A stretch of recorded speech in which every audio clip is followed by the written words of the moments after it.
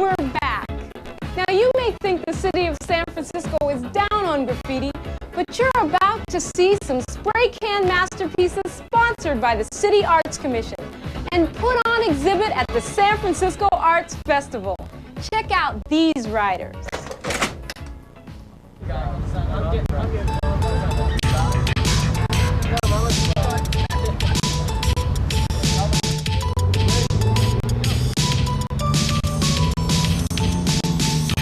Every year, this art show draws thousands of visitors.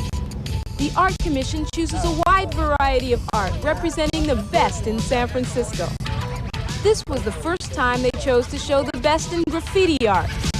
Considering the city's official attitude toward graffiti, it was a risk, but it turned out better than they ever imagined. It surprises me that finally we bring it out to the public to where they can see and participate in a real art show, to where everyone's gonna be able to see it finally, especially the mayor right next door. It started months ago when a flyer went out to all San Fran City writers to come to a meeting at Galeria de la Raza. There, they decided how to pick the freshest pieces to enter.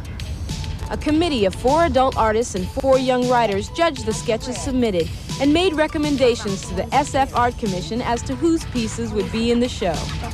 They chose Crayon and Raven, Nyes, Doug, Guess, Man 45, Risque, and Chaos.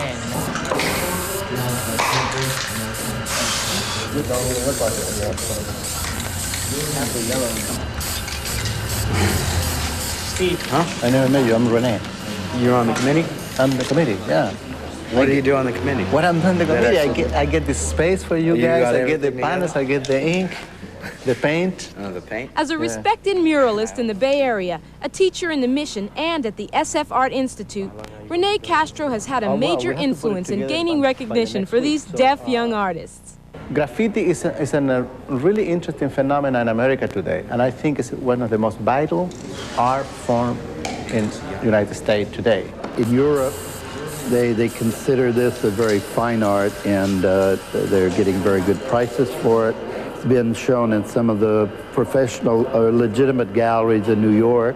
Art Commissioner Peter Rodriguez, an artist himself, sees graffiti as a free expression of young people which should be developed.